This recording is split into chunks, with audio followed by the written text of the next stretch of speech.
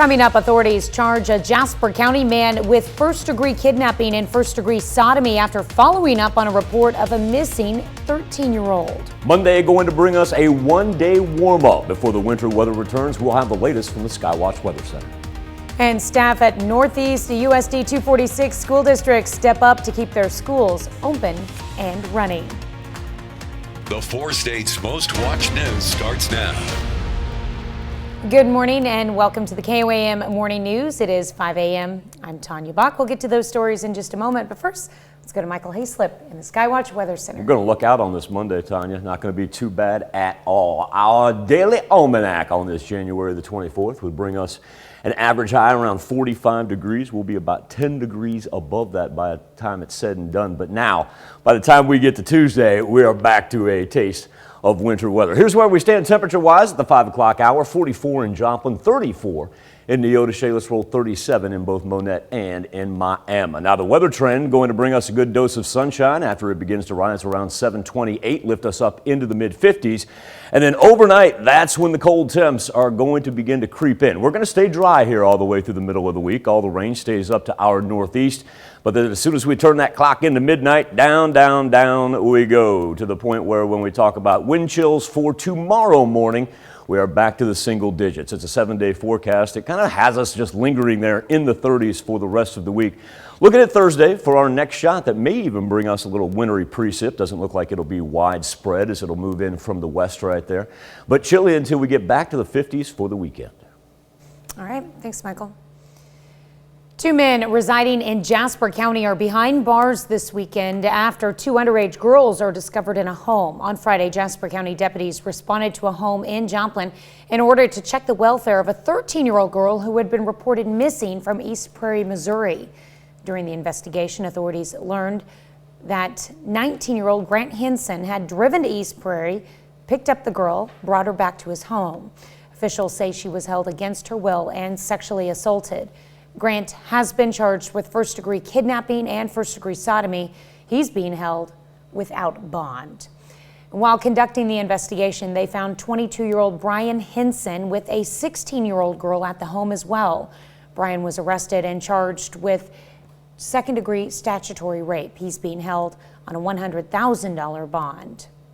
Jasper County 911 emergency services were alerted to a fire just south of County Road 120 and Mo 96 along Old 66 Boulevard. It happened after 12 p.m. on Saturday. Carthage Fire, Mercy Ambulance, and Avila Fire responded as mutual aid. Jasper County deputies assisted. Jasper County Sheriff's deputies tell us on scene, everyone was out of the residence safely. Imagine going to McDonald's. You're in line ignoring the argument happening between an employee and a customer because you just want a Big Mac. And suddenly the customer pulls out a gun and shoots the employee. Well, that's what happened in one Missouri McDonald's, and the woman who did it is now facing charges. The incident happened Wednesday during the lunch hour at a suburban St. Louis McDonald's. Police say a drive-through customer was arguing with a female employee over a discount on French fries. The worker was then confronted when she went on a smoke break outside the restaurant. Police say Tarika Clay hit the woman on the head with a gun and then shot her in the chest. The employee was taken to the hospital with non-life-threatening injuries. Clay faces first-degree assault and armed criminal action charges and is being held on a $150,000 bond. One Neodesha boy just got a big surprise. Oliver Ruth has dealt with a lot as a 5-year-old. In 2019, he suffered a major stroke affecting his entire body following a case of influenza. Because of his condition, he was meant to be surprised with a trip to Disney World through Make-A-Wish, but it was postponed due to COVID. Earlier, he got that in addition to a surprise from his favorite Star Wars character. Organization, so they help kids just take away, make them feel a little bit normal for a time. So get away like this trip will make him feel like, normal, a normal kid for a week. Oliver and his brother regularly play with lightsabers, and his mother says she's happy he finally gets to live out his dream. That's nice. Well, they say it takes a village. As Omicron continues to hit everywhere hard, local school districts are being forced to close. However, there are some that remain open. And one of these school districts is the Northeast USD 246, located in the close-knit community of Arma. All of this is possible thanks to the generosity and help from both staff and community. Northeast USD 246 says many of its staff have stepped into roles they don't normally fill. Superintendent, for example, is serving lunch at the elementary school, as cafeteria staff is down from 6 to 2. Northeast Elementary principal says no one on staff has complained about helping. In fact, they're always asking where they can help next. It's been kind of neat seeing teachers that may teach 5th grade or junior high stepping into a kindergarten position for an hour or two. Kindergarten teachers experiencing junior high, experiencing custodial duties. It's been really nice to see them all step up. Later in the hour, we'll hear how staff and community members made sure that kids stay in school. On Friday, 4-staters got a chance to learn about elder care at Missouri Southern. It was the Elder Care Boot Camp. Participants learned about elder care and related issues like legal considerations and how to recognize elder abuse and neglect. We just hope to empower the community to know the resources in the community, know when to reach out so that they can take care of their elderly loved ones. Boot camp was led by an area attorney and health professional.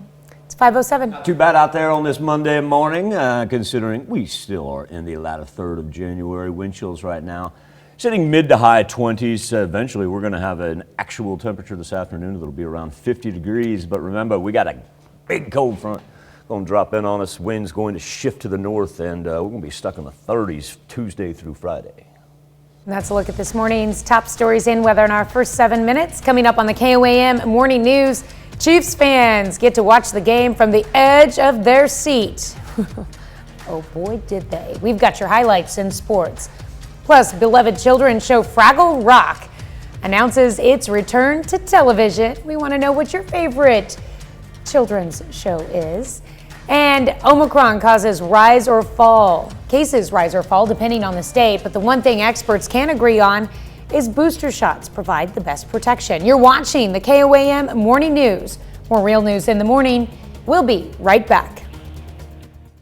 Thank you, 4 states. Of course, the big sporting event over the weekend was the Kansas City Chiefs making it into the Final Four of the AFC playoffs. Chief hosting the Bills last night. The AFC divisional round. Winner moves on to the conference championship. KC looking to host the AFC championship for the 4th consecutive season. Chiefs down 29-26. Patrick Mahomes to Tyreek Hill, fastest guy in the league. 64 yards later, Kansas City's back in front, 33-29. We got 17 seconds left. Josh Allen to Gabriel Davis. Davis, NFL record 4 touchdowns in a playoff game. Bills lead by 3. Only 13 ticks left in the game. That is too much time to leave one Patrick Mahomes. Chiefs drive 44 yards in that 13 seconds, get a field goal, we go to overtime. This is an all-timer in overtime. First drive, Chiefs in the red zone. Mahomes to Travis Kelce. Chiefs won the coin toss, ran 8 plays, never let Josh Allen touch the ball in OT and win it 42-36 onto the AFC Championship game. So here we go. We're going to do it on Sunday. Chiefs against Bengals. Kansas City aiming for a little revenge. Lost to Cincy 34-31 just a few weeks ago. 2 p.m. kickoff Sunday. And it's right here on KOAM. Have to remember, go back to 2018. Remember when that dude named Tom Brady won the coin toss and the Chiefs never touched the ball in overtime? And then they lobbied to have the league change the overtime rules? League, of course, didn't do that. Moving to the NFC, San Francisco 49ers earning their spot in the conference championship. Beat Green Bay 13-10 on a last-second field goal. And so last night you had the Rams and the Buccaneers squaring off in Tampa Bay for a shot at hosting the Niners in the NFC title game. We'll pick it up in the second half. Rams up 27-6. You know the champs aren't going out without a fight because of that aforementioned Tom Brady. Late in the third, Leonard Fournette, he's in from 1 yard out. Buccaneers pull within 27-13. Late fourth quarter, Brady doing what he does, finds Mike Evans, 55-yard touchdown strike. Don't blink, it's a 7-point game. Under a minute to go, Rams just kept on turning the ball over, trying to lose this thing. Back to Fournette. He's in from 9 yards out. Looks like we're headed to overtime, but on the ensuing drive, Matt Stafford says, "Cooper Kupp, where are you?" There you are. Rams in field goal range, and Matt Gay knocks it down as time expires. Rams beat the defending champs 30-27. We've now got LA hosting San Francisco in the NFC Championship game. As a matter of fact, if LA wins this thing on Sunday, you got to remember the Super Bowl's at SoFi Stadium.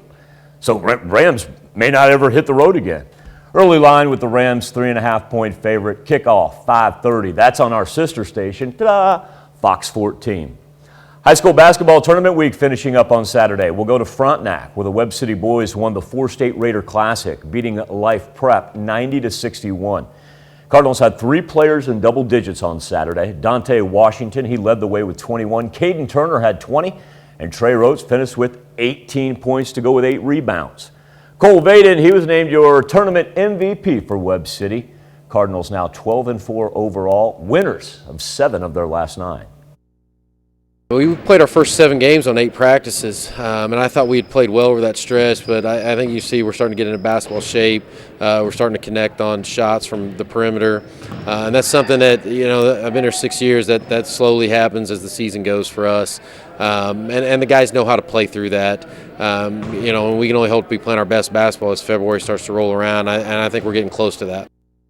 Annual Tony DeBray Classic takes place in Liberal, Missouri each year, and it was Colgan against Galena in both the boys and girls championship games. Galena boys, they won it all. Colgan girls, they finished off on their side.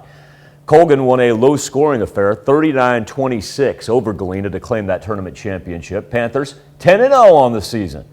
Lily Brown finished with 12 points. Lauren Yagmore, she was absolutely stupendous. She led the way with 19 points. We played them earlier last week and we played really well, and I knew they were going to do things against us. We just didn't know what, So I thought they did a great job. They made a lot of adjustments on us and we just couldn't really get in the flow of things. But I thought the kids were really gritty tonight. Lou, our point guard, she really stepped up. I think she had the game of her career tonight, and I'm so proud of her. At the Southeast Lancer Classic, Columbus boys won their first Lancer Classic title in 11 years. Beat College Heights 38-32. And on the girls' side, Parsons just keeps rolling. Vikings beat Erie 81-43, claiming the Lancer Classic Girls Championship. Anaya Hinman scored 27 points. Parsons has now won 8 straight. They are 8-3 overall.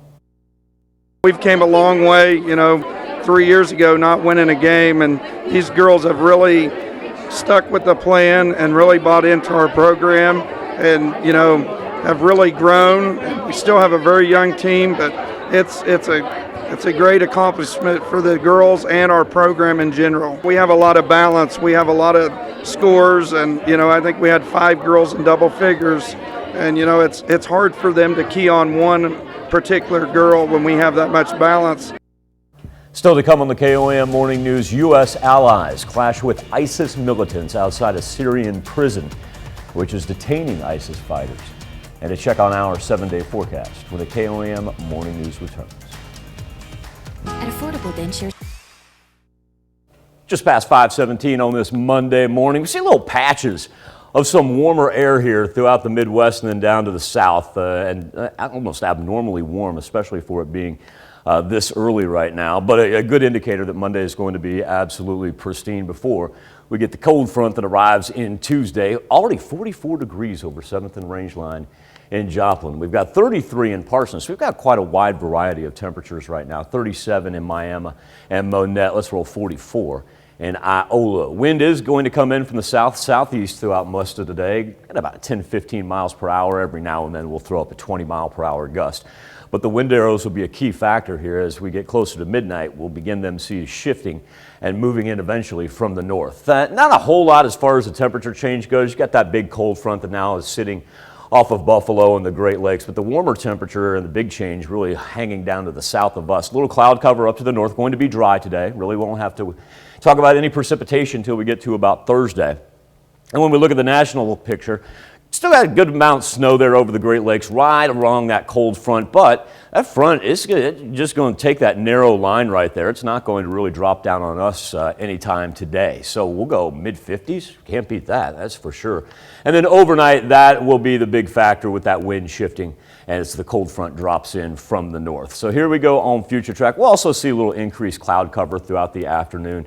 It'll kind of ebb and flow, come and go, if you will. And then as we turn that thing past midnight, down we go to the tune of talking about single-digit wind chills for tomorrow morning. So make sure you are prepared and bundled up. Now on the 7-day forecast, we're going to hang there in the 30s, so a tad bit below normal for the last week of January, but still not too bad. Overnight lows are going to be below freezing consistently.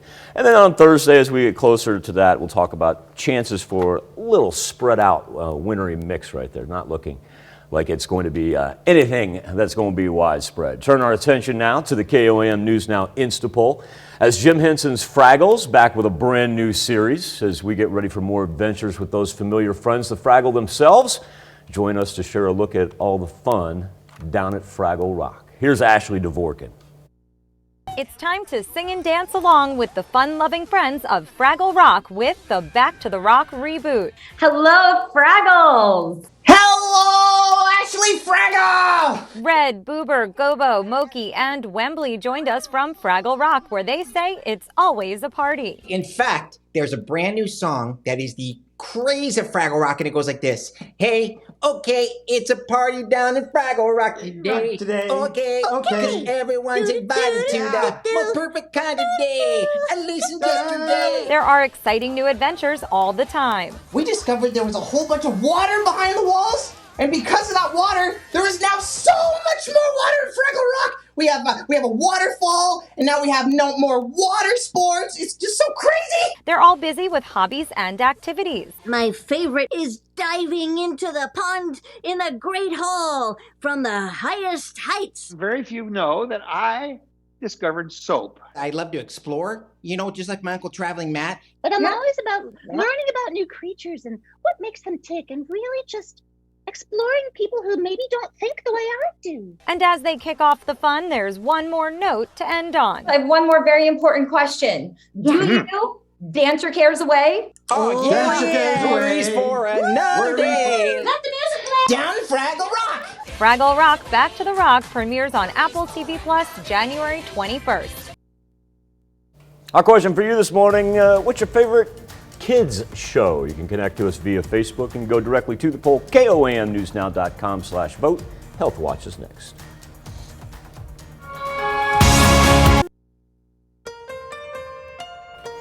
Topping Health Watch this morning, good news in the fight against COVID-19. Some states are starting to see infection numbers and hospitalizations drop, but that's still not the case everywhere.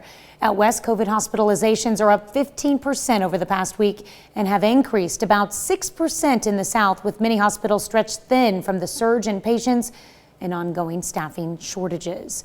Nadia Romero has the latest on this and why getting your COVID-19 booster shot is so important right now. A trio of CDC studies released Friday underscore just how urgently the booster shot is needed to fight off the Omicron variant. According to the CDC, the booster was 90% effective at preventing hospitalizations over a period of December and January, compared to 57% for those with only 2 shots 6 months after their second vaccination. The new data raised the question of whether people with just 2 vaccine doses should still be considered fully vaccinated. But CDC Director Dr. Rochelle Walensky stopped short Friday of endorsing such a change. And what we really are working to do is pivot the language to make sure that everybody is as up to date with their COVID-19 vaccines as they personally should be based on when they got their last vaccine. So importantly, right now, we're pivoting our language. We really want to make sure people are up to date. Meanwhile, those fighting COVID out on the front lines are being stretched beyond their limits. 6 Metro Atlanta hospitals say they're seeing mostly unvaccinated patients fill up their hospitals beyond capacity. We are running about 110% capacity right now. We've had to divert ambulances over the last several weeks because of the huge number of patients coming in. That has a big impact on the rest of the city. It's wall-to-wall stretchers.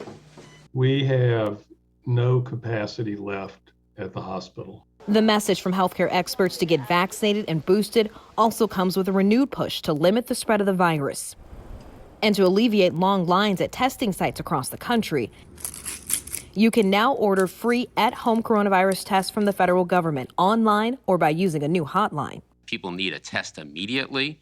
We continue to encourage them to utilize one of the many testing options that are out there in addition to the website. 20,000 community-based testing sites nationwide, federal surge sites, dozens of which have opened in the last few weeks, are online. One of the big myths about COVID-19 vaccine was that it could impact fertility. A new CDC study shows there's no connection between receiving the vaccine and decreased ability to conceive a child. In fact, the study showed slightly lower chances of conception if the male partner had been infected with coronavirus 60 days before his partner's menstrual cycle. That's a look at one of today's top health stories. You're watching the KOAM Morning News. A little bit of a wind chill in effect for this morning, ranging in mid to high 20s for the most part. We see Yates Center creeping up to 30 degrees. Actual temperatures are above the 32-degree mark. Really in store for a nice-looking Monday as we'll get sunny skies after it rises around 7:28. Work up into the mid-50s. That's hard to beat for latter third of January. Overnight, big change is going to be the cold front that drops in. So after we turn that clock to midnight, down, down, down we go. Highs after that only going to hang in the 30s from Tuesday all the way to Friday. Chance for a little wintry mix on Thursday. Do you love sports? Coming up, authorities charge a Jasper County man with first-degree kidnapping and first-degree sodomy after following up on a report of a missing 13-year-old. If we're going to start off with temperatures like this pre-sunrise, we're in store for a one-day warm-up. We'll have the latest from the Skywatch Weather Center. Also, staff at the Northeast USD 246 school districts step up to keep their schools open and running. The 4 states' most watched news starts now. Good morning and welcome to the KOAM Morning News. It is 5:30. I'm Tanya Bach. We are starting off the work week on a rather mild note. Let's go straight to Michael Hayslip. Can't beat it. Even though our temperatures are spread out by about 10 degrees, even if we look at our low temperatures here pre-sunrise on a last week of January, everybody above the freezing mark, and we're throwing up 45s there in Fort Scott, 44 in Joplin. And you know, we do get as low as 33, but like I said, everybody right at, if not above the freezing mark, and that's great for January to the tune of we're going to roll mid-50s later on this afternoon. Whole bunch of sunshine. Wind will come in from the southeast for the most part until we turn this clock to midnight. And we got big changes on our hands. First thing we're going to have is a north wind for tomorrow that'll bring us temperatures and drop us all the way down into the 20s for tomorrow morning. So there's a huge difference. And with the wind coming in from the north, what does that mean as far as waking up tomorrow? Well, we're going to have wind chills. That's what it feels like right now. But we're going to have wind chills tomorrow down into the single digits. Now, we need to get used to that because this last week of January is going to be quite chilly. We'll just run 30s throughout, consistently down into the teens, if not 20s, for our overnight lows. So this right here, that is one heck of a way to start a work week right there. Look at that Thursday panel as well. We're going to keep keeping our eyes on that. Doesn't look like it's going to be widespread, but going to be one of those where we'll probably see a little freezing rain that will turn into some snow, especially for the west. Tanya? All right, thanks, Michael. Well, 2 men residing in Jasper County are behind bars this weekend after 2 underage girls are discovered in a home. On Friday, Jasper County deputies responded to a home in Joplin in order to check the welfare of a 13-year-old girl who had been reported missing from East Prairie, Missouri. During the investigation, authorities learned that 19-year-old Grant Henson had driven to East Prairie, picked up the girl, and brought her back to his home. Officials say she was held against her will and sexually assaulted. Grant has been charged with first-degree kidnapping and first-degree sodomy. He's being held without bond.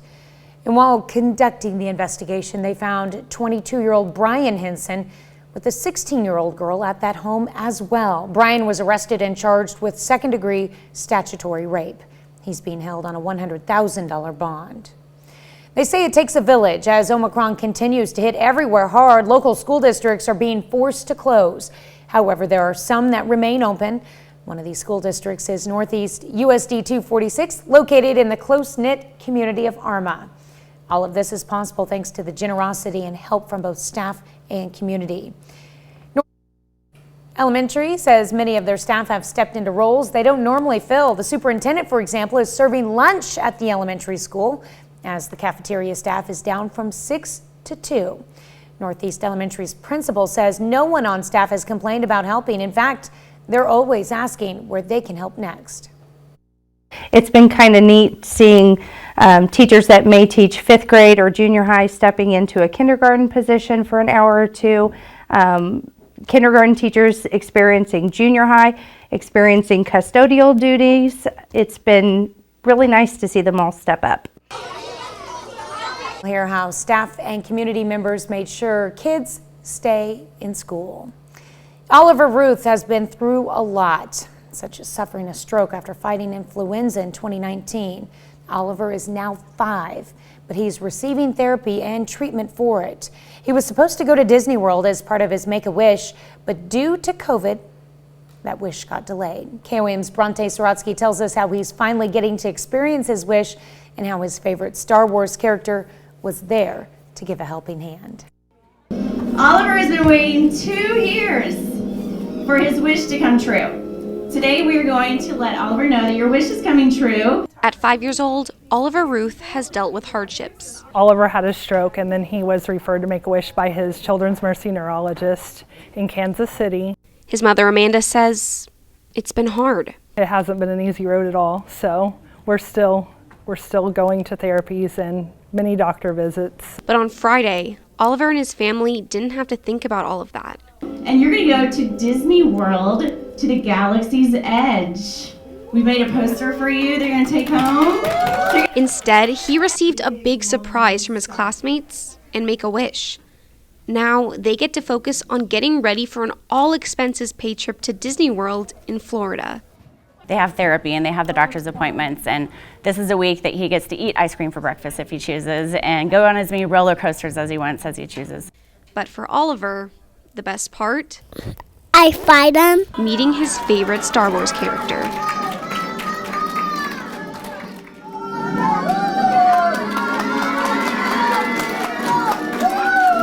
When you touch his lightsaber,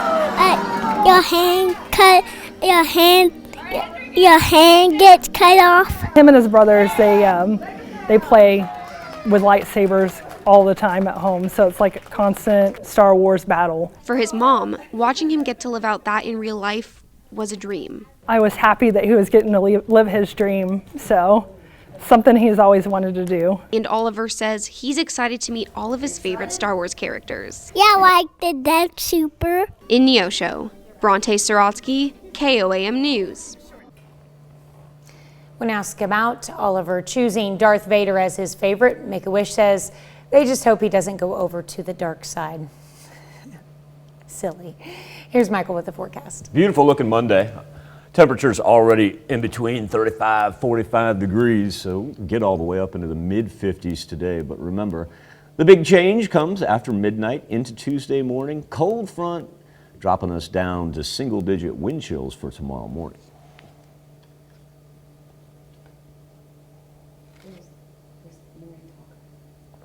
Oh, my bad. We can do Morning Talker now. There. Fraggle Rock. What, did you watch Fraggle Rock? Oh, okay. Yeah, I did. I did watch Fraggle Rock. Yeah, I was a big Fraggle Rock show. I enjoyed Fraggle Rock. It was not too bad. And the reason that we're talking about Fraggle Rock is it's making a comeback, evidently. The old Jim Henson show. I don't know what's the Apple TV evidently is what it's going to be on. I did not know what station it was going to be on. And there's your QR code that'll take you to the poll each and every morning. But specifically, our question is, what favorite TV show, kid TV show, do you like? And because I'm over here, I can't look at the results. Yeah, we're supposed to have like a box with the video and you and me on there, but that's personally, not happening, Phineas and Ferb. There we go. Yeah. Now we can talk about that's my Rock. thing. I'm a Phineas and Ferb guy. That's my favorite. Phineas show. and Ferb. See, I watched Sesame Street, and then when I got a little bit older, it was like Reading Rainbow and 3, 2, 1 Contact. Those shows. I wish they would have had Phineas and Ferb when I was a kid, and I came to it, of course, with my children. I had my kids, they loved watching, I think I pushed it on them because I was a big fan of the voice actor for Handy Manny. Oh, yeah. Sesame Street's #1 right now. Thank you. Carrie letting me know Sesame Street's #1. With what percentage, Carrie?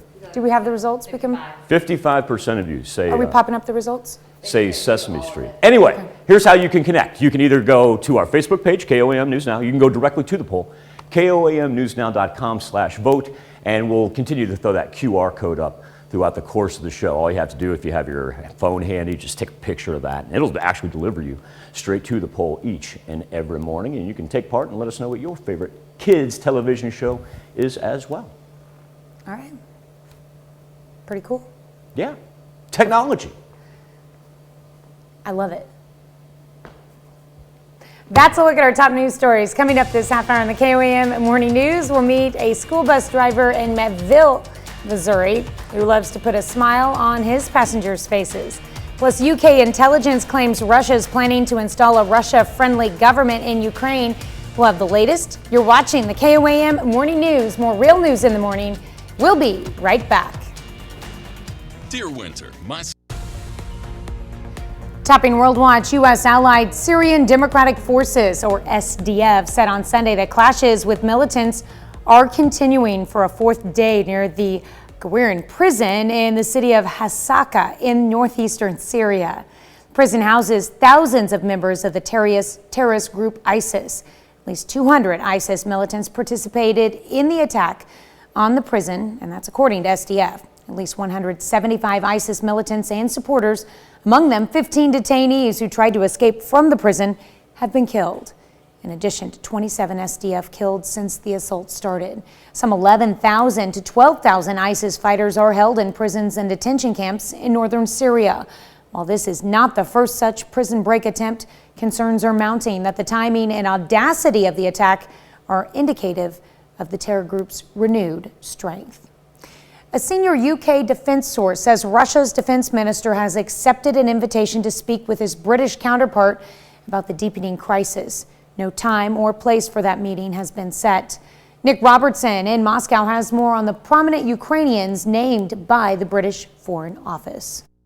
So what the British Foreign Office is saying here is that they have information that indicates that the Kremlin is planning to install a pro-Russian leader in Ukraine. Now, the Foreign Office says the Kremlin is thinking about this as it's considering whether or not to invade and occupy Ukraine. The man that they say that the Kremlin has picked out to possibly lead Ukraine, Yevgeny Murayev, CNN has reached out to him and he says, essentially, that he really doesn't have anything to answer. He says, I don't have a comment because I'm on sanctions from Russia already. So his point being, why would Russia pick me as their man in Ukraine if I'm already under sanctions for them? The British Foreign Office has also named 4 other people, 4 other former Ukrainian officials. One of them a former prime minister, 2 of them former deputy prime ministers, 1 of them a former national security official, whom they say have been in contact with Russian intelligence operatives, the same operatives that the British Foreign Office say are currently planning the invasion of Ukraine. And the British Foreign Secretary says that this shows the sort of planning and thinking that's going on in the Kremlin at the moment and the difficult situation that faces Ukraine. What it does do, it sends a very clear message from the British government to President Putin that there will be costs for the potential of invading Ukraine. Russia has said that it won't, but the British government is essentially saying, we know what you're doing and there will be costs if you do it. An Australian man pleads guilty to kidnapping a 4-year-old and keeping her captive for 18 days. Cleo Smith was found in a locked room at Terence Kelly's home in Carnarvon, Western Australia, just a few streets from where her family lived. Her disappearance from a nearby campground in October set off an 18-day search. Her whereabouts had gripped Australia for several days as concern grew over her welfare. Police said Cleo was found in a room in the house with the lights on, awake and playing with toys. The kidnapping matter will now move to the District Court of Western Australia for a March 25th hearing. Sentencing date has not yet been fixed. Kelly faces 2 further charges, including assaulting a police officer, to which he has not yet entered a plea. The traditional Rio de Janeiro and Sao Paulo carnivals are postponed until April due to COVID-19. The decision was announced by both city councils on a statement Friday. The decision was taken in conjunction with the Secretary of Health of each city to, quote, preserve the life and promote the vaccination of people across Brazil. The traditional Samba Schools parade would have taken place in late February and culminated, of course, on Fat Tuesday, Mardi Gras, but it's one of the most traditional celebrations to take place in Brazil. That's a look at some of your biggest headlines from around the world. Let's toss it over to Michael for our Something to Talk About. Here's a check of today's top headlines, the news you need to know before you head out the door.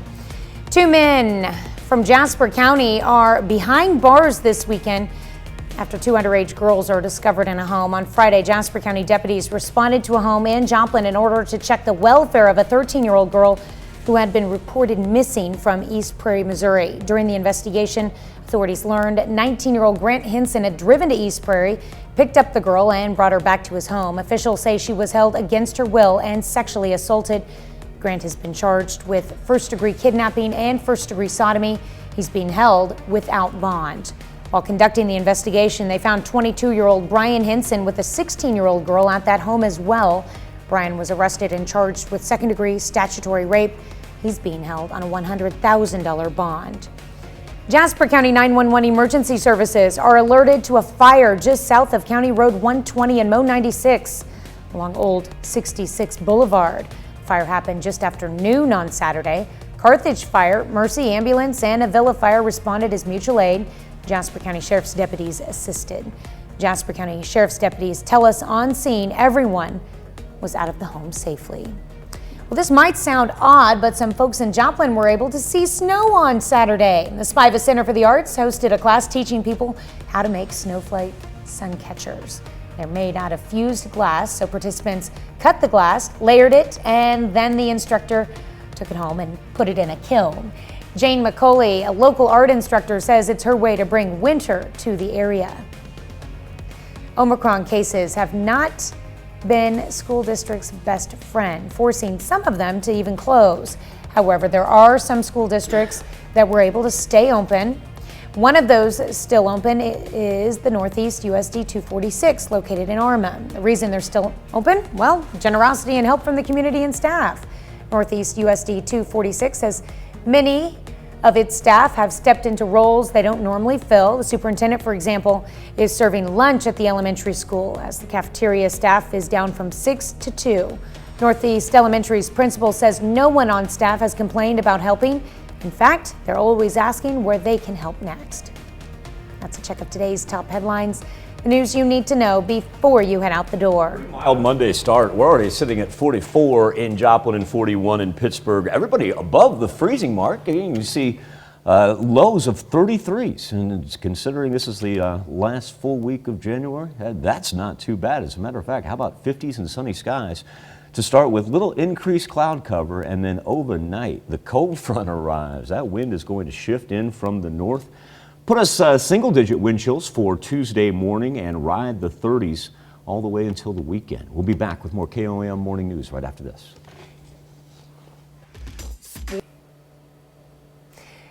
A Missouri bus driver is going the extra mile to make his students smile. His enthusiasm has earned him some recognition from his school district. Steve Harris reports.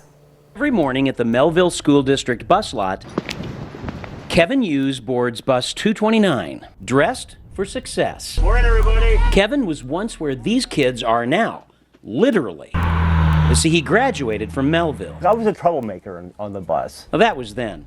Nowadays, he's a smile maker, driving in Dapper Duds. These are trying times, and just putting a little fun in the workplace. If I made you laugh, I've done my job. His work wardrobe does just that. Kevin's been at this for 5 years. It's a very rewarding job. A job that recently rewarded Kevin. All right, kindergartners. He was named Transportation Department's Employee of the Year. He makes it a lot of fun, especially around the holidays. He also has a bunny suit for Easter and then Santa and stuff like that. But he does make it fun for students on the bus. They love it, yeah. It all depends on the outfit. Sometimes they don't understand them, but a lot of times they do. Take, for instance, today's getup. A leprechaun, a Mad Hatter, and what was the other one, Hunter? Michael Jackson. Max Jackson, yeah, Michael Jackson. But no matter how the kids interpret it, Kevin's costumes put a smile on their faces. Someone once said people rarely succeed unless they have fun in what they're doing. All right, kids, have a good day, all right? If that's the case, you could call Kevin Hughes a success story. I'll see you this afternoon. We'll be right back with your forecast when we return.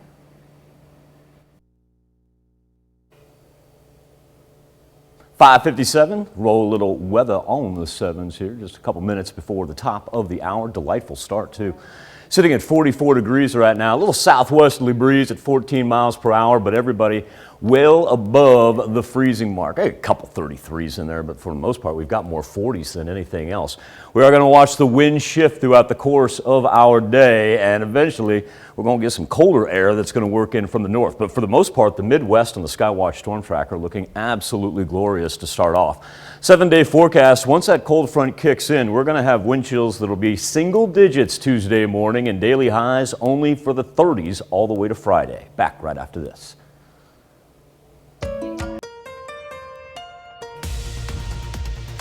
Coming up, authorities charge a Jasper County man with first-degree kidnapping and first-degree sodomy after following up on a report of a missing 13-year-old. Winter weather that can stay up to the north. We're in store for a one-day warm-up. We'll have the latest from the Skywatch Weather Center.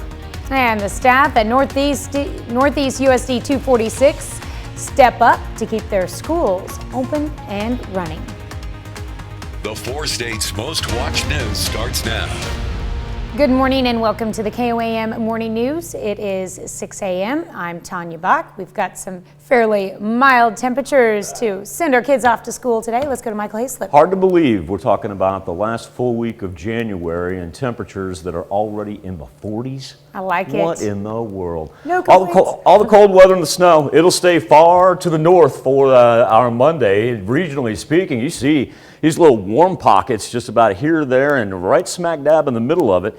43 right now is where we stand in Joplin. Everybody above the freezing mark. We're looking at anything from about 33 being the low morning temp all the way up to 45s already. And so an indicator that once we get sunrise around 7:28, we are headed up into the mid-50s. And the big thing that we'll pay attention to today is where are those wind arrows coming from? Because from the southeast, we'll take it. That's going to be perfect. Now, overnight, once we get closer to midnight right here, that wind is going to shift. And as it drops in from the north, our temperatures begin to plummet down to the point where we're talking about having wind chills that are going to be single digits tomorrow morning. We're going to stay on the dry side for most of the week, but make sure that you bundle up. Look at how this thing drops in. And so when we get ready to send the kids out the door tomorrow, we're going to go from, say feeling about like, we got wind chills right now around 30 degrees, about down to 4 or 5.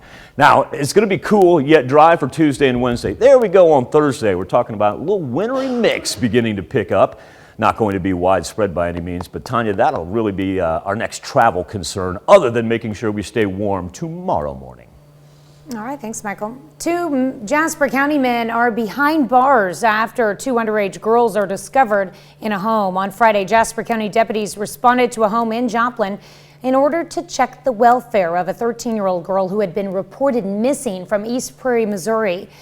During their investigation, authorities learned 19-year-old Grant Henson had driven to East Prairie, picked the girl up, and brought her back to his home. Officials say she was held against her will and sexually assaulted. Grant has been charged with first-degree kidnapping and first-degree sodomy and is being held without bond.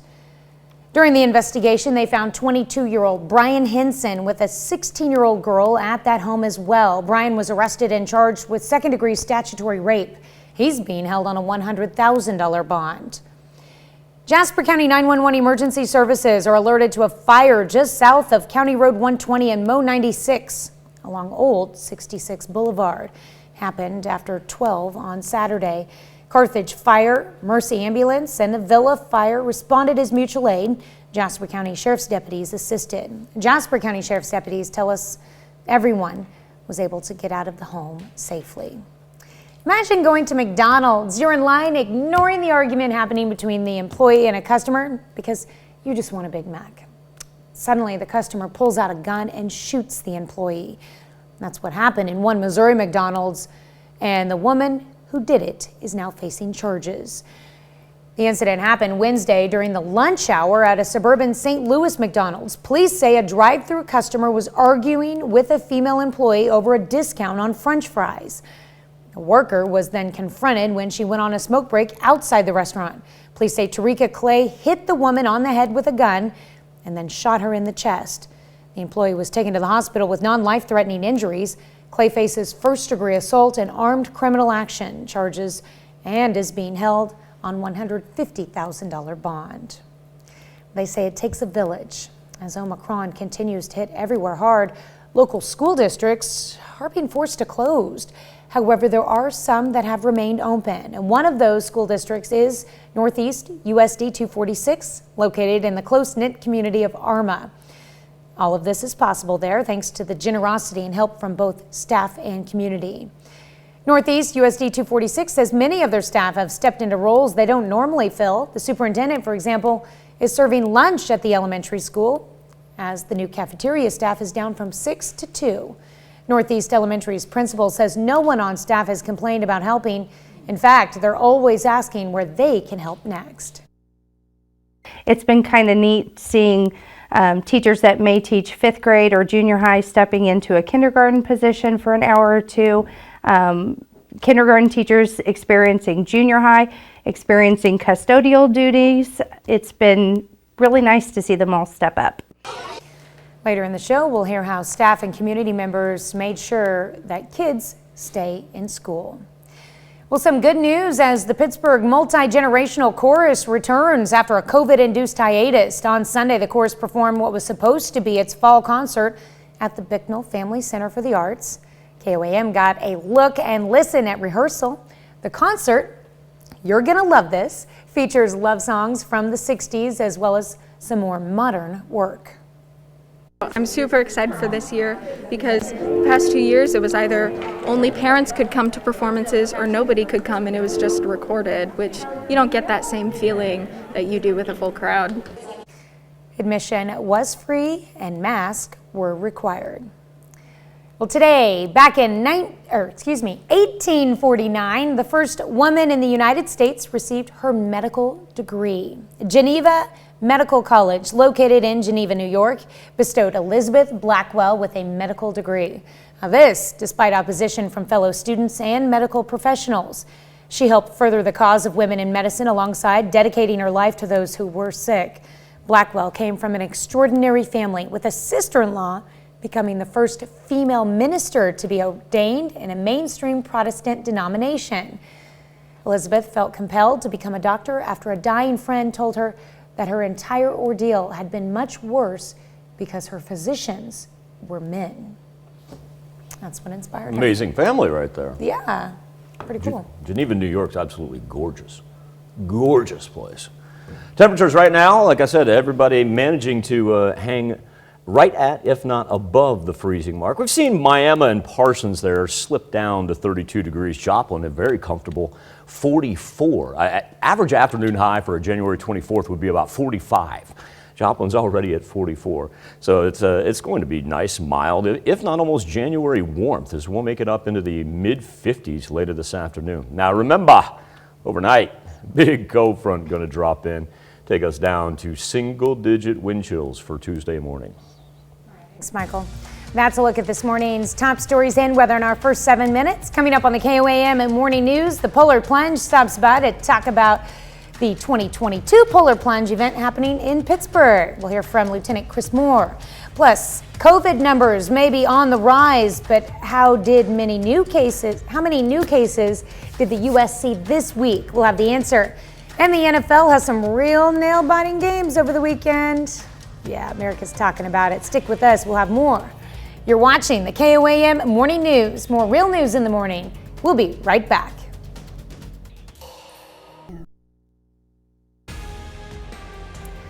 Topping Nation Watch this morning, it was what could easily be argued the most exciting weekend of playoffs in pro football history. Every game was won with a walk-off play, 3 of 4 by the kicker. The league saved the best for last with a thrilling overtime battle that showcased 2 of the game's young superstars. CBS's Laura Podesta looks back at the legendary weekend. The Kansas City Chiefs and Buffalo Bills capped off one of the wildest weekends of football of all time, with all 4 games decided on the final play. Remarkable! The Chiefs and Bills scored a combined 25 points over the final 2 minutes of regulation, with the lead changing 3 times. He might be gone! He is! Buffalo went ahead with 13 seconds remaining after Josh Allen's 4th touchdown pass of the game, all of them to Gabriel Davis. Down the middle to the end zone, and there it is! But Patrick Mahomes led the Chiefs down the field to set up a 49-yard field goal to send the game into overtime. And when it's grim, be the Grim Reaper and go get it. Kansas City won the coin toss and marched downfield. Mahomes connected with Travis Kelce to secure their spot in the AFC Championship game. To the end zone for the win! He caught it! One of the great games you'll ever see. The Chiefs will play the Cincinnati Bengals in the AFC Championship. The Bengals knocked off the top-seeded Tennessee Titans on a last-second field goal. He's got it! In the NFC, the Los Angeles Rams held off Tom Brady and the Tampa Bay Buccaneers with their own game-winning kick. Speculation is once again swirling around if the 44-year-old QB will retire. I haven't put a lot of thought into it, so we'll just take it day by day. The Rams will face the San Francisco 49ers for a trip to the Super Bowl. The Niners beat Aaron Rodgers and the Green Bay Packers on a last-second field goal, too. Laura Podesta, CBS News. Yeah, pretty exciting. According to NFL research, the Bills-Chiefs showdown was the first playoff game in league history with 3 go-ahead touchdowns scored in the final 2 minutes of regulation. It was intense. That's a look at today's top national story, of course. We'll be right back. Welcome back to the KOAM Morning News. It's a 4-state staple, a tradition, and a very important event and fundraiser. And we're joined by the man behind the Polar Plunge, not only for the Southeast Kansas Special Olympics, but he's a driving force throughout Special Olympics in the entire state of Kansas, if not the entire Midwest. Chris Moore of the Pittsburgh Police Department. Chris, number 1, thank you so much for your time this morning. And number 2, please know that, that from the bottom of our hearts, we know what an important role you play. People may be familiar with the Polar Plunge. They see everybody jumping into a pool in freezing cold weather, but maybe some people think it's more antics than it is important. What do you tell people about the importance of the Polar Plunge? The importance of the Polar Plunge that I put out there is this is Kansas's biggest event statewide. What people don't realize is the 30 seconds it takes somebody to jump in the pool and get out, we're raising over $200,000 across the state just for this event. We do numerous events across the state, but this event is like a staple. And once we get somebody hooked on it, it's easy to get them back and do it again. And it seems like their fundraising totals go from $75 to enter to we're hitting the $750 to the $1,000 a person. It's really awesome. Well, and I think a large part of that, Chris, is because once you take part in the event for the first time, it's not only tremendous fun with the contests and the camaraderie, but you have an opportunity to meet these athletes, these young men and women that the Polar Plunge and Special Olympic benefits. What are some of the stories that you've heard people walk away with after they have a chance to meet these marvelous athletes? I've had some people contact me after the plunge and say, hey, I jumped in the water because we thought it was good to raise some money for Special Olympics. And now I got people that are calling me saying, hey, when's the next Special Olympics event I can volunteer for? Is there a way that I can sign up to coach Special Olympics? Is there a way I can do more for Special Olympics?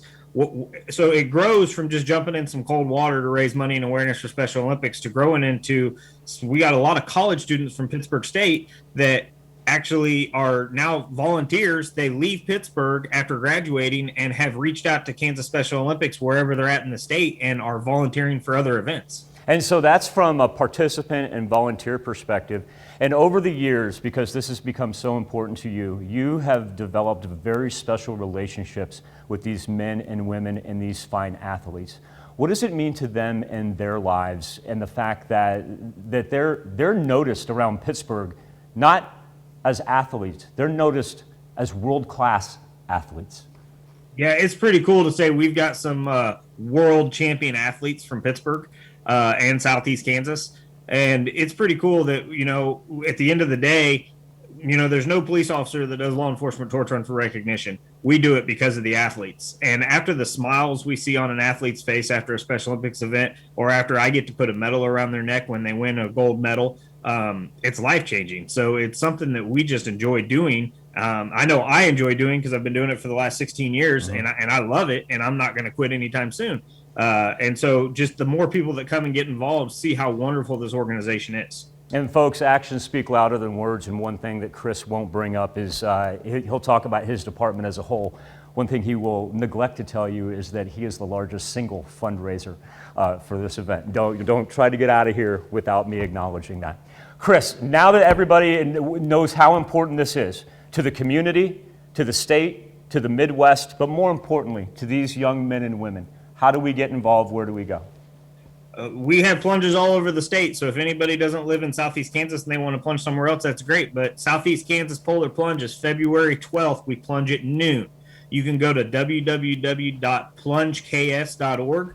You register for Pittsburgh's Plunge. You set everything up online. You can send people out the link. They can donate to you straight online. It's a minimum of $75. You get a really nice T-shirt, a long sleeve T-shirt that we put up, and we're gonna have a great time. We've got a bunch of teams signed up. We've got some Special Olympics organizations. We've got police departments, sheriff's departments. We've got a high school basketball team that's signing up.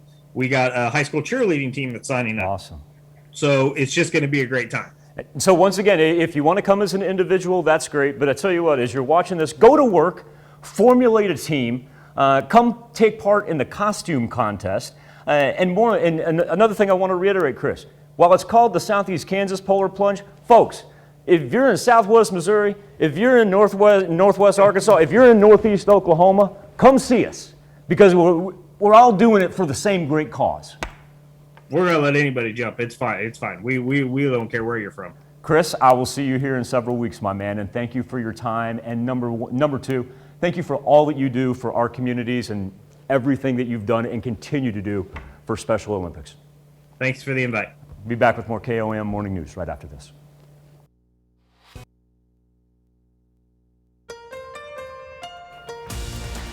Topping Health Watch this morning, fueled by Omicron, COVID is bringing some 700,000 daily new infections nationwide, but that's down significantly from record numbers during the Omicron surge. Dr. Anthony Fauci says the trend is looking hopeful even as thousands gather in Washington, D.C. to protest vaccine mandates. CBS News correspondent Danya Bacchus reports from Los Angeles. In the nation's capital Sunday, demonstrators gathered at the Lincoln Memorial, many voicing opposition to the COVID-19 vaccine, others protesting vaccine mandates. Don't shackle our hands. We will not comply with your silliness. Among the speakers, Robert Kennedy Jr., son of the late New York Senator and Attorney General Robert F. Kennedy. Sunday's rally comes as daily COVID-19 cases in parts of the Northeast are showing signs of leveling off, but some regions are still seeing rising numbers. You're seeing cases come down very rapidly in the East Coast, the states that were the early outbreak states, Florida, the Mid-Atlantic, New York City, Chicago, Los Angeles. This virus is spreading to the Midwest. You're seeing cases pick up in states like Montana, Wisconsin, Minnesota, Wyoming, Idaho. So it's not done yet.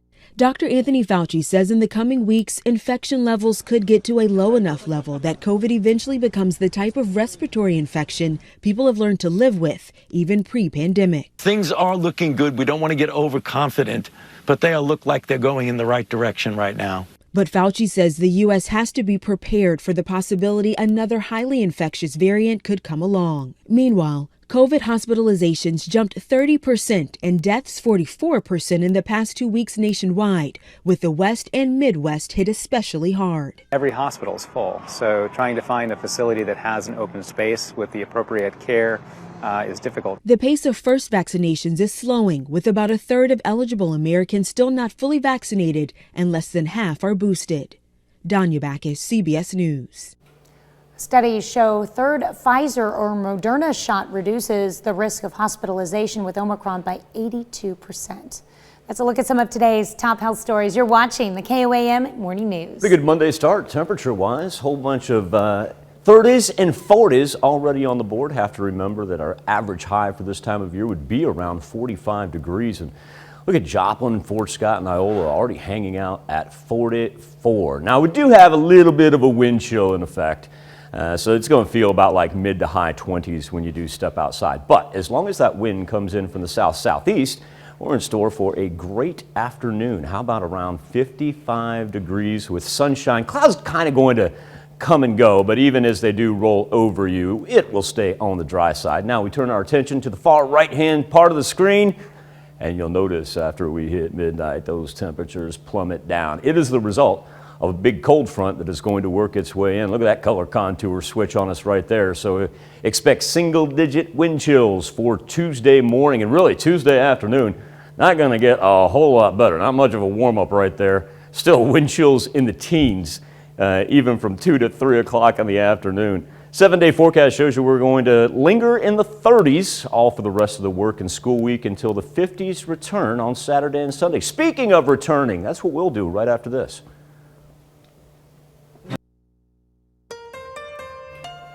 Coming up, authorities charge a Jasper County man with first-degree kidnapping and first-degree sodomy after following up on a report of a missing 13-year-old. As we await daybreak over the 4 states, we are in store for a one-day warm-up.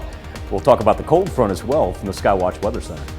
And staff at Northeast USD 246 step up to keep their schools open and running. The 4 states' most watched news starts now. Good morning and welcome to the KOAM Morning News. It is 6:30. I'm Tanya Bach. We'll get to those stories in just a moment. But first, let's go to Michael Hayslip. We've got a great way to start the work week. It's going to be absolutely wonderful this afternoon. We're seeing just a little drop of our pre-sunrise temperatures, but it's not too bad at all. There we are over a very quiet 7th and range line. We've kind of yet to get going. You'll notice some of the color contour there, providing us the warmer temperatures over the Midwest. No travel concerns whatsoever on this Monday morning. How about Joplin sitting at 44 degrees already, along with Iola and Fort Scott, already throwing up 40s before sunrise. Now, we do have a couple places that are right at the freezing mark. You'll notice Parsons and Miami, but we haven't seen anybody slip below freezing. And so for this time of year, we'll take that. We got a little bit of a wind chill, feels about like mid-20s when you walk outside, but as long as that wind comes in southeast, we got no complaints. All that snow, wintry precip, that stays far to the northeast of us. North central Missouri, that's as close as it's going to get. And our weather trend, even with clouds coming and going, lifts us up into the mid-50s. Now let's talk about what develops later on tonight into Tuesday, because the rug's going to get pulled out from under us. We are going to stay on the dry side, but the big factor is our temperatures. By the time we wake up tomorrow morning, we're going to have single-digit wind chills for Tuesday morning. So we got a drastic change here. Now our daily highs after that incrementally get a little bit better each and every day, but still hanging in the 30s until we get to the weekend. And Tanya, we'll be paying extra close attention to Thursday there, a little wintry mix trying to pick up there for the evening. All right. Yeah, we'll keep an eye on that for sure. Thanks, Michael. Jasper County 911 emergency services are alerted to a fire just south of County Road 120 and Mo 96 along Old 66 Boulevard.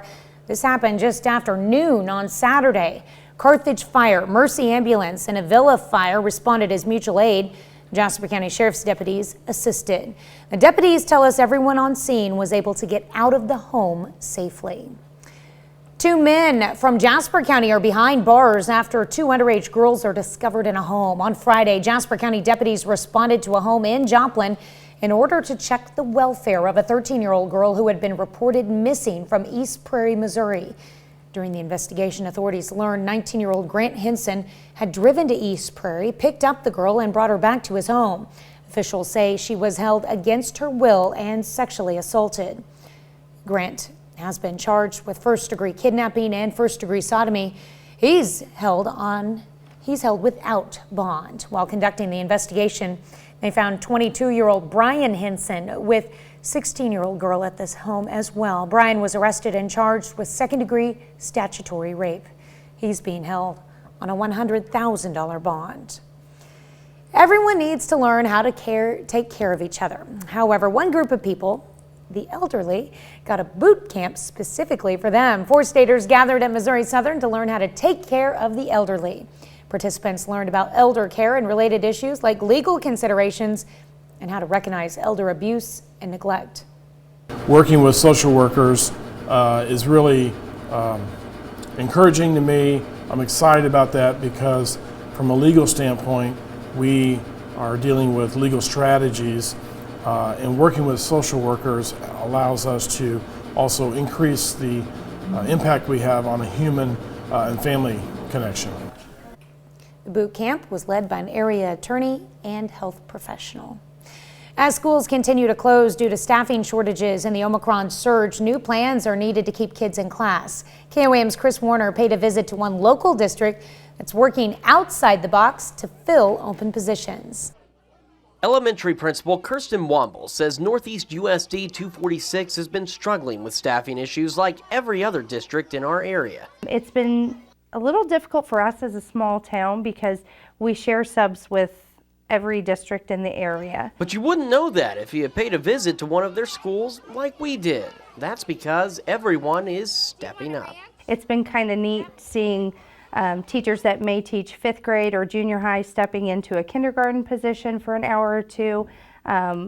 Kindergarten teachers experiencing junior high, experiencing custodial duties. It's been really nice to see them all step up. They're getting help from beyond the halls of the school. We actually have 3 parents that have called in and they've signed up to sub for us, which is really nice because they're only subbing for our district. The superintendent is helping out too by passing out lunch in the cafeteria. Even Womble is lending a hand where needed.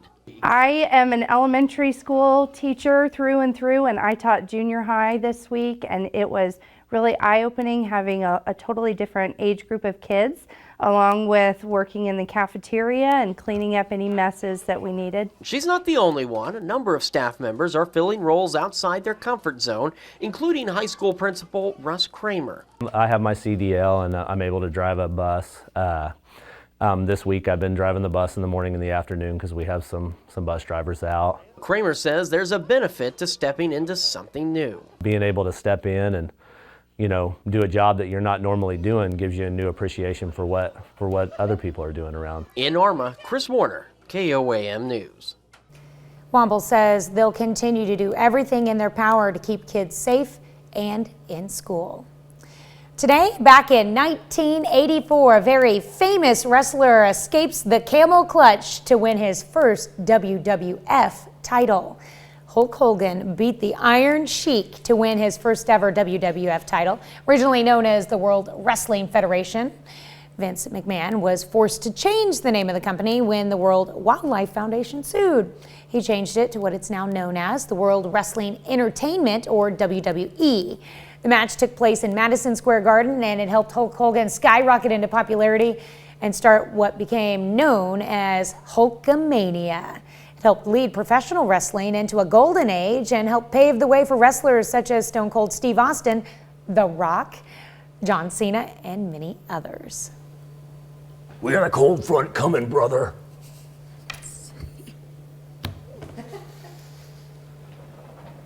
Am I supposed to respond with another one of his, I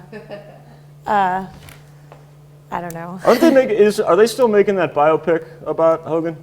I hope so. I thought Chris Hemsworth was supposed to play him. I remember when the news of that came out, and then it's just like granted, I know production-wise, a lot of things have, disappeared. Is it a requirement for all professional wrestlers, like the real big ones, to later go into movies and then do roles as you know, with little kids, like where they're the babysitter or something, you know? I got I mean, you. that's the funniest because it like takes them out of their element. No, that is, I never thought about that, but yeah, a lot of them do that. Temperatures right now anywhere from mid-30s to mid-40s. We've got a wide variety, but remember, we're in store for a great Monday. We've got sunny skies and temperatures all the way into the mid-50s. Top news stories coming up this half hour in the KOAM Morning News.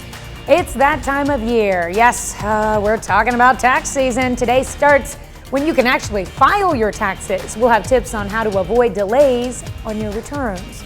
Plus, everyone has their favorite TV show from when they were a child. And these shows are a look back with either a lot of fondness or not, depending on who you are. We want to know, what was your favorite TV program as a kid? We let you weigh in. We'll be right back.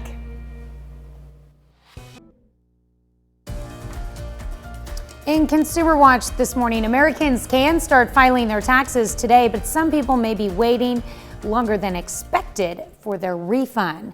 Michael George reports. Last year, Claudia Longo filed her tax return in February.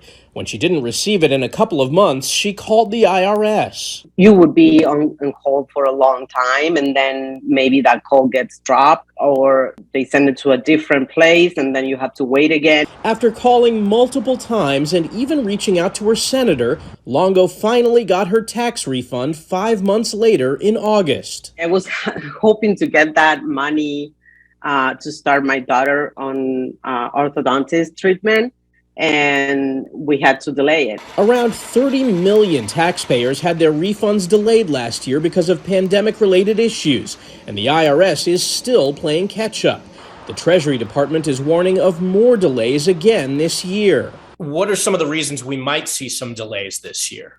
Well, first of all, if your information doesn't match on the IRS systems, they'll certainly create problems. Mark Stieber with Jackson Hewitt says the expanded child tax credit is a potential pitfall. Most parents only got half the money they were owed.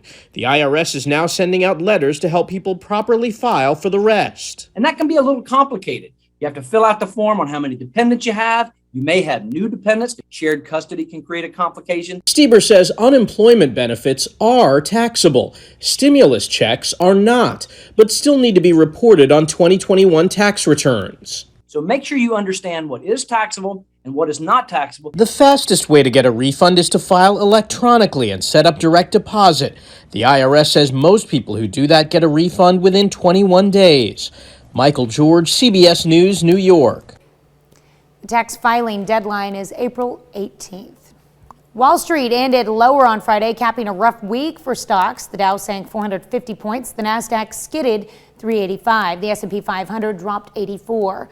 It was the worst week for the S&P since March of 2020, when the coronavirus pandemic began. This week, investors are turning to the latest batch of earnings, with IBM reporting today and Apple alongside Microsoft later this week. Intel is investing $20 billion to build a semiconductor production facility in Ohio. The CEO joined President Biden at the White House on Friday to make the announcement. The Biden administration hopes the plant will avoid future supply crunches. Semiconductor chips are used in everything from cars to dishwashers. Peloton cannot catch a break. The show Billions debuted its 6th season last night and showed a character having a heart attack while on the bike.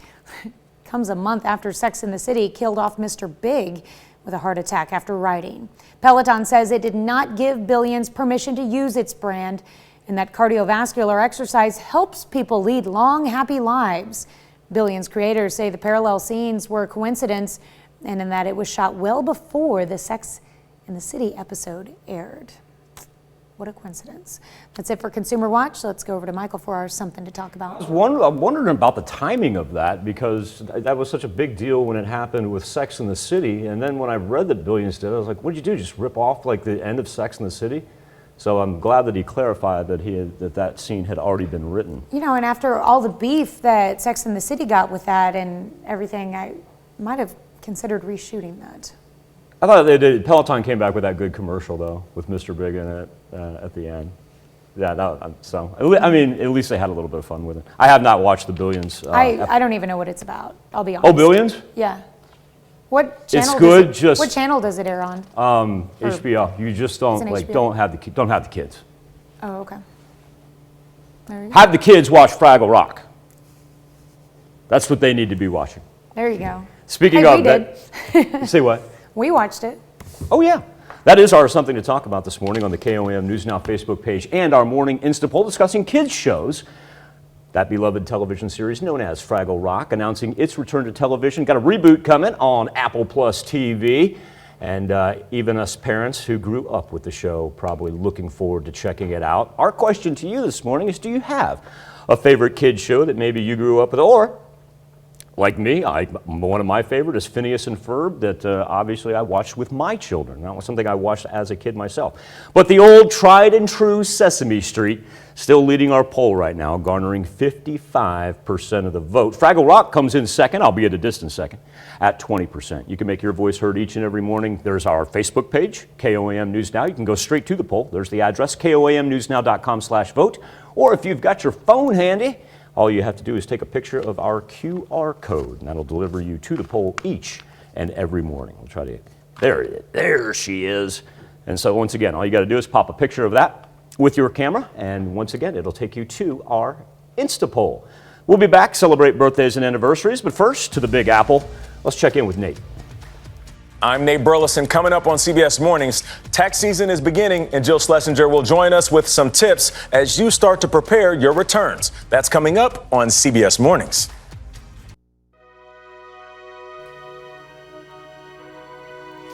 We take this time to honor today's four-state hero, Major Randy Smith. Major Smith from Chanute, Kansas, serves in the U.S. Air Force. He served in Iraq as part of the JFHQ 190th Air Refueling Wing. We thank you, Major Randy Smith, today's four-state hero. The birthday list begins with Walker James Thompson. Now, WJT had his birthday last week right there. And love from Mimi and Papa's. He celebrates the big number 2 in Mound Valley. Ellis Guffey, celebrating birthday number 3 this year. Working on his writing skills with the big pencil. It's a big pencil, that is for sure. Cohen Hemrick also celebrated a birthday over the weekend, now double digits. Cohen, a very happy 10th birthday to you. All right, and Landon Schmilder, there he is, pictured with his little sister, turning 10 years old in Carl Junction. A busy big brother he is. Paisley Corder, she is now 11. I understand that she actually goes by Fred. And Fred, here's the deal. I understand that now that you're 11, you have challenged me to a game of bowling. I, young ma'am, will take you up on that challenge someday. She probably averages like a 290 or something. Probably gonna cream you on that. Yeah, that's what I'm worried about. Paisley, a happy birthday. I'm looking forward to it. That's fun. Happy birthday, Paisley. And happy birthday going out to Briley Seacrest, who's now 13 years. Welcome to the teenage years in Joplin. Katie Gath. Katie's celebrating number 22. Good looking picture right there. Katie, hope you have a marvelous birthday. All right. Brandy Arbuckle Green celebrating birthday number 36 this year. Brandy is in Weir, Kansas. Amy Moore is turning 38. Amy, a happy birthday coming from Kira and Ashley. And Amy is in Columbus. All right. And turning the big 4-0, it's time to celebrate for Mary Bell. Looking great there, Mary. Let's run out to McCune, where Travis Long is celebrating his 46th birthday. Travis, have a great birthday. All right. And birthday wishes coming from the entire family. Indio Show, Terry McGuffey celebrating birthday number 60. Cliff Budd is 61. Nice catch, Cliff. There we go. And Cliff, I want you to know that these birthday wishes come with love from the whole family. Mr. Cliff is in Liberal. And celebrating 63 this year, Rick Harris. Happy birthday, Rick, in Jasper, Missouri. Special birthday in Mulberry as Mavis Willis celebrates number 80 right there. Gorgeous smile, Miss Mavis. Happy birthday to you. Great picture there, Mavis. And let's see, we got Lisa Lizotte in Joplin. She would be, let's see, the lady there in the pink shirt, second up from the bottom. The other three there in the picture are her children. She's got obviously her hands full and her back as well. Happy birthday, Lisa. All right, you can refer to this man as the Honorable. We got Jack Martin first. There's Mr. Jack. Now, Jack's birthday was last week, but since I just got wind of it, I said, you know what? We're going to close out the month of January celebrating Mr. Martin's birthday. How about that? Can we do that? Yeah. All right, Jack, I got permission from Tanya right there. Happy birthday, Mr. Martin in Parsons. All right, and We all know that dude. Crazy Legs Walker. Like That's I what I said, said. you can call him the Honorable. He's the mayor of Route 66. Yes, he is. And if you'd like to find him, you can find Dean hanging out on Rainbow Bridge or at the Route 66 Visitor Center in Baxter Springs. Why is he known as the mayor of Route 66, Michael? Well, for those of you who have seen the movie Cars, you may know that Dean, who goes by Crazy Legs, has a special talent of being able to completely turn those legs around, and the inspiration for Tow Mater in the Cars movies. And a really cool dude to talk to. That's right. Super knowledgeable. Happy birthday, Dean. All right. Ron Moving along. Downing. Yeah. Ron Downing. There he is. He's got a 75th birthday. Happy birthday, Mr. Downing. Lindy Schmelzer, turning 19. Lindy is in Columbus. And Denise Pointer, a happy birthday to Miss Denise from your husband, and also Michael, Sarah, Brandy, Jessica, Larissa, Cheyenne, and JJ. My goodness, Denise is going to have a busy birthday party. She's 58. In Hannon, Missouri, Elmer Budd turning 65 years old, and Chandler Craze, welcome to the teenage years, 13 in Carl Junction. Happy birthday and happy anniversary to all. Now here's Tanya Bach with a very important birthday announcement. That's right. You can be a part of the KOAM Birthday Club by going to our website and signing up. And once you do, you'll get special deals from local businesses. Go to KOAMnewsnow.com and sign up for the KOAM Birthday Club today. There's a certain pond up north that has thousands of people flocking to it, and I'm going to tell you why. Because COVID's put a lot on the shelf for safety purposes, but we've got a group of hockey players that decided, nah, we're headed out to the pond. We're going to have that story for you. There they are. We're going to have that story for you when we flip on over to the KOAM Morning News on Fox 14. We shall return right after this.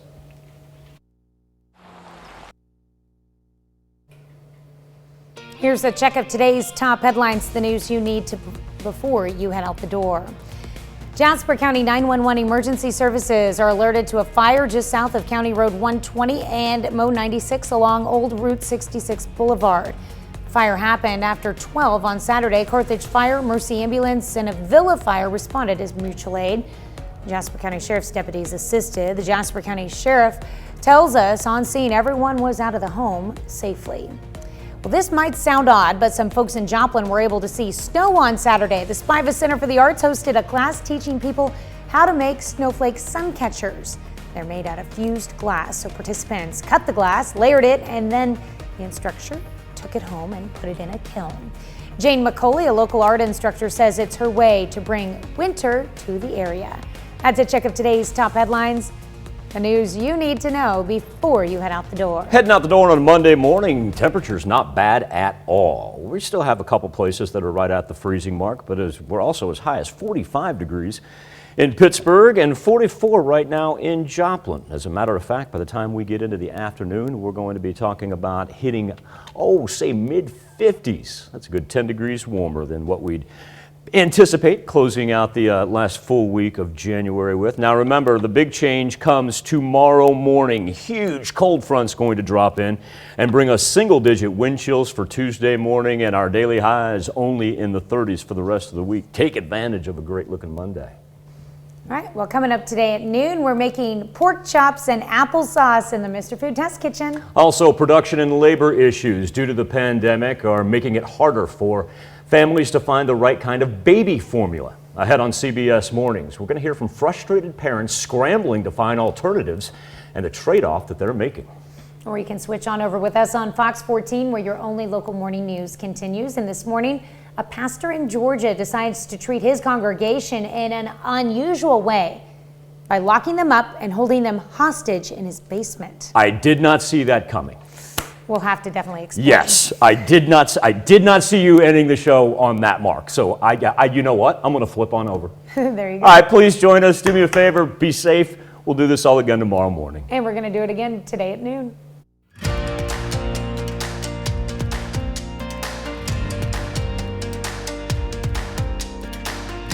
Welcome to Sonic. May I take